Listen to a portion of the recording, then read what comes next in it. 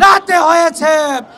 আজকে জনতার দাবি, বাংলাদেশে আর কোন নির্বাচনকে নিয়ে ষড়যন্ত্র কার্যকর হতে দেবে না, দেবে না, দেবে না। আজকে আমরা লক্ষ্য করছি সেই পুরান ঢাকায় পাথর নিক্ষেপ করে হত্যা করা হয়েছে, তার বিচার হয়নি। গাজীপুরে সাংবাদিককে প্রকাশ্যে দিবালোকে হত্যা করা হয়েছে, তার বিচার হয়নি।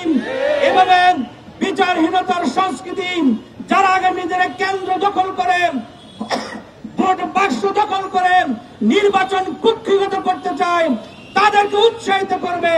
জামাত ইসলামের পক্ষ থেকে দাবি হচ্ছে নির্বাচনের আগে সন্ত্রাসী যারা আজকে হুমকি দিচ্ছে দাঁড়িপাল্লায় ভোট দিয়ে বাসায় ফিরে যেতে পারবে না, তাদেরকে গ্রেফতার করতে হবে। আমরা প্রত্যাশা করেছিলাম 5ই আগস্ট একটা জায়গায় নিয়ে যাবেন যাতে কখনো আর কোন দাবি নিয়ে আমাদেরকে রাজপথে নামতে না হয়। দুর্ভাগ্য হচ্ছে আগামী বছরের ফেব্রুয়ারিতে নির্বাচনের ঘোষণা দেওয়া হয়েছে, এখনো বাংলাদেশে নির্বাচনের কোন পরিবেশ তৈরি হয় না।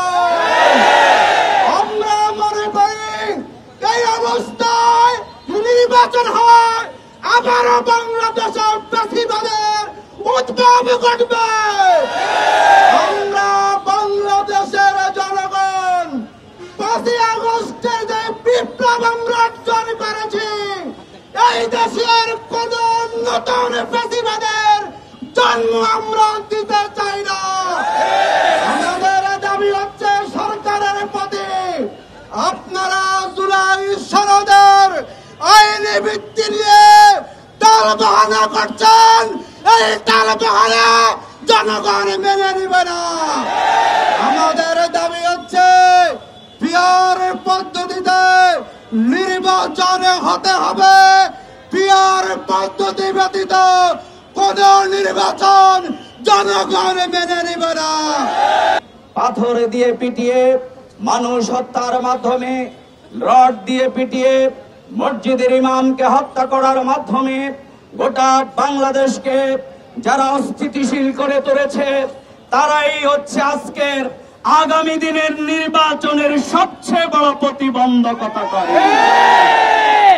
সুতরাং আমরা বলতে চাই, এদেশের মানুষ নির্বাচন চায়, কিন্তু আজকে জরিপে দেখা যাচ্ছে 71% মানুষ এখনো ভোট দেওয়ার সিদ্ধান্ত গ্রহণ করে নাই। এই ভীত সন্ত্রস্তিকর পরিস্থিতি, এই আতঙ্ক কারা তৈরি করেছে বাংলাদেশের মানুষ জানে। টিআইবি রিপোর্ট করেছে যে একটি দল যারা নিজেদেরকে ভোট ছাড়াই ক্ষমতায় অধিষ্ঠিত মনে করে, তারাই কিন্তু 92% অপরাধের সাথে সম্পৃক্ত।